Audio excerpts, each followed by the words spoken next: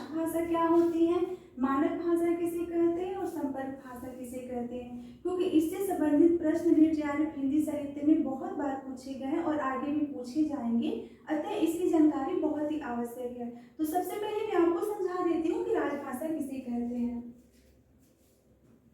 राजभाषा संविधान द्वारा स्वीकृत सरकारी कामकाज की भाषा होती है। इसे मैं सरल शब्दों में समझा देती हूँ कि किसी भी देश की वह भाषा जिसे संवैधानिक रूप से मान्यता प्राप्त हो और उसमें सरकारी कामकाज होता हो, उसे ही हम राजभाषा कहते हैं।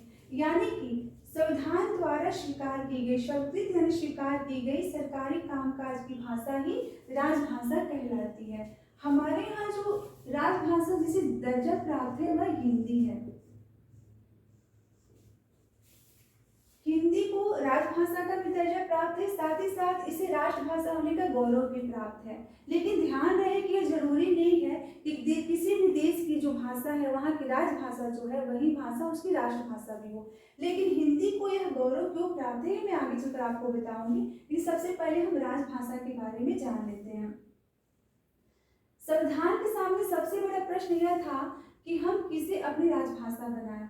तो 14 सितंबर 1949 को एकमत से यह निर्णय लिया गया कि हिंदी जो है हमारी वो राजभाषा होगी। इसलिए 14 सितंबर को हिंदी दिवस प्रतिवर्ष हम मनाते हैं। तो कब ये हुई? 14 सितंबर। एकमत से निर्णय लिया गया 14 सितंबर 1949 में कि जो हमारी राजभाषा होगी वह हिंदी होगी।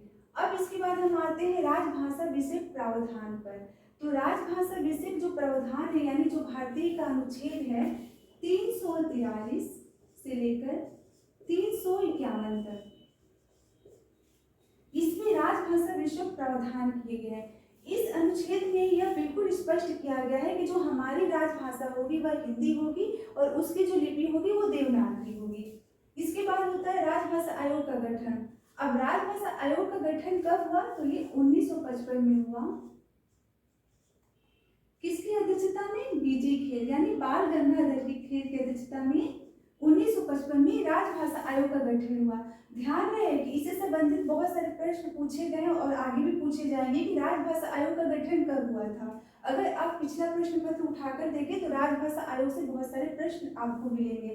अब इसके बाद आता है राजभाषा अधिनियम 1976। अब राजभाषा अधिनियम 1976 क्या निर्देश देता है, इसमें क्या प्रावधान है, इसे हम यहाँ समझ लेते हैं। भारत संघ के जो राज्य हैं उन्हें 3 वर्गों में विभक्त किया गया है, यानी उन्हें 3 वर्गों में बांटा गया है। पहला है क श्रेणी के राज्य, दूसरा है ख श्रेणी का राज्य और तीसरा है ग श्रेणी के राज्य। तो क श्रेणी के जो राज्य हैं ये हिंदी भाषी प्रदेश हैं, इन्हें हिंदी भाषी प्रदेश कहा जाता है।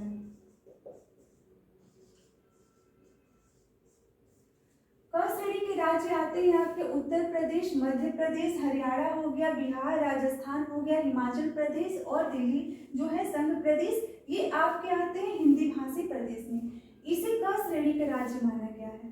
तो अब यहाँ पर राजभाषा अधिनियम जो 1976 है वो क्या निर्देश देता है, इसे हम यहाँ समझते हैं। राजभाषा अधिनियम 1976 यह कहता है कि जो क श्रेणी के राज्य हैं यानी कि जो हिंदी भाषी प्रदेश हैं, इनमें जो केंद्रीय कार्यालय से पत्र भेजे जाएंगे, जो पत्र व्यवहार होगा इन प्रदेशों में ये हिंदी से होगा। यानी कि क श्रेणी के राज्यों को जो केंद्रीय कार्यालय से पत्र भेजे जाएंगे वो हिंदी में भेजे जाएंगे। अगर वहां पे अंग्रेजी में पत्र भेजे जाते हैं तो साथ ही साथ हिंदी अनुवाद आवश्यक है। तो यहाँ पर क श्रेणी के राज्यों में हिंदी पत्र व्यवहार की बात की गई है।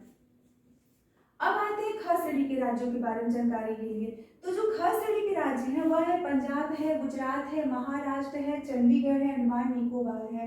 तो यहाँ पर यह प्रावधान है कि यहाँ पे जो केंद्रीय कार्यालय से पत्र व्यवहार किए जाएंगे वो हिंदी और अंग्रेजी दोनों में ही किए जाएंगे।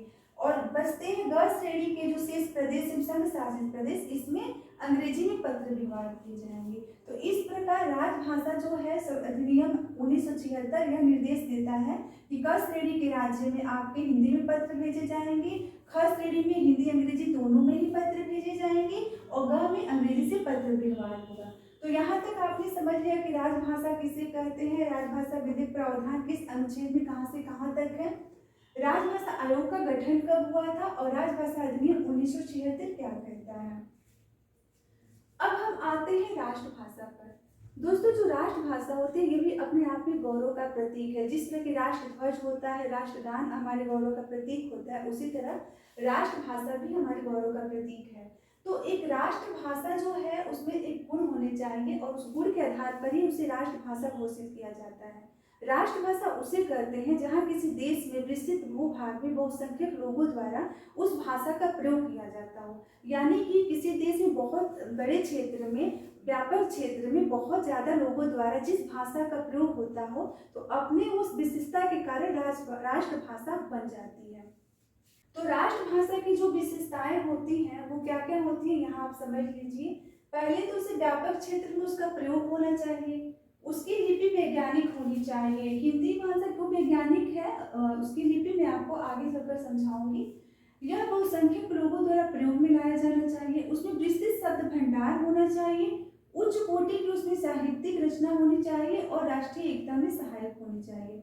अब दोस्तों, जो हिंदी है ये हिंदी में ही सारी विशेषताएं पाई जाती हैं। यही कारण है कि राजभाषा का दर्जा प्राप्त होने के साथ साथ इसे राष्ट्रभाषा होने का गौरव भी प्राप्त है, क्योंकि हिंदी जो है वो व्यापक क्षेत्र में प्रयोग में लाई जाती है, इसकी लिपि भी वैज्ञानिक है, ये बहुत लोगों द्वारा प्रयोग में लाई जाती है, इसके विस्तृत शब्द भंडार है। और जहाँ तक उच्च कोटि की साहित्यिक रचना की बात है, तो हिंदी साहित्य में बहुत सारी ऐसी रचनाएं हुई हैं जो हमारे देश में ही नहीं विदेशों में भी प्रसिद्धि पाई हैं। इस वजह से हिंदी में ही यह साहित्य की रचना हुई है और साथ ही साथ उसमें ये गुण होना चाहिए कि राष्ट्रीय एकता में सहायक हो, तो इसलिए हिंदी में गुण होने के कारण इसे राष्ट्रभाषा का दर्जा प्राप्त है। अब हम आते हैं मानक भाषा पर। मानक भाषा वह होती है जिसका मानकीकरण कर दिया गया हो, जिसमें एक रूपता आ गई हो। जैसे हिंदी हमारी है तो उसकी बहुत सारी उपभाषाएं हैं, साथ साथ बहुत सारी बोलियां हैं, तो ऐसे में जरूरी हो जाता है कि एक भाषा का मानकीकरण कर दिया जाए जिसमें कि उसमें एक रूपता आ सके, और एक रूपता के कारण एक निश्चित पर निश्चित रूप उसका हो जाएगा, जिससे कि वो संचार माध्यम में प्रयोग होती हो, शिक्षा क्षेत्र में भी प्रयोग होती हो, साथ ही साथ शासन प्रशासन क्षेत्र में भी प्रयोग होती हो। तो जो खड़ी बोली हिंदी है, खड़ी बोली हिंदी ही हमारी मानक भाषा है। हमारे यहाँ मानक भाषा खड़ी बोली हिंदी है, जो कि शिक्षा के क्षेत्र में भी प्रयोग लाई जाती है, मीडिया के क्षेत्र में भी प्रयोग होता है और शासन प्रशासन क्षेत्र में भी प्रयोग होता है। अब हम आते हैं संपर्क भाषा में। संपर्क भाषा वह होती है जो विभिन्न भाषी लोगों को आपस में जोड़ने का काम करती है। जैसे कि मान लीजिए कि दो व्यक्ति हैं, इस व्यक्ति को अपनी भाषा जो भी आती हो, इसको भी दूसरी भाषा आती है, यानी कि इसकी भाषा नहीं समझता है, न इसकी भाषा नहीं समझता है, तो अब दोनों आपस में बात कैसे करेंगे? तो कोई ऐसी भाषा जो कि ये दोनों ही जानते हो, ये अंग्रेजी भी आपकी भाषा हो सकती है, जो कि आजकल ये अंग्रेजी माध्यम भी है कि इसे लोग आपस में समझ लेते हैं। इसे इंटरनेशनल लैंग्वेज इसलिए ही कहते हैं क्योंकि सभी द्वारा प्रयोग में लाई जाती है। तो अब ये जो विभिन्न भाषी लोग हैं, इन्हें इनकी भाषा आती है, इनकी भाषा, लेकिन दोनों को अंग्रेजी आती है, तो इसके माध्यम से जब ये बात करते हैं तो ये अंग्रेजी संपर्क भाषा हुई। तो दो लोगों के आपस में जो भाषा संपर्क में लाती है उसे हम संपर्क भाषा कहते हैं। तो इस प्रकार आज आपने समझ लिया कि राजभाषा क्या है, राष्ट्रभाषा किसे कहते हैं, मानक भाषा क्या है, संपर्क भाषा क्या है। अगली क्लास में आपको मैं बताऊंगी कि भाषा और बोली में क्या अंतर है और हिंदी के जो विभिन्न रूप हैं वो कौन कौन से हैं। अगर आपने पिछला वीडियो नहीं दिखा है, पिछली क्लास नहीं की है, तो वो जरूर देखें, जिससे आपको राजभाषा समझने में काफ़ी आसानी होगी, क्योंकि भाषा के बारे में आरंभ से मैंने उसमें सारी जानकारी दी है, इसलिए आप पिछली क्लास जरूर करें।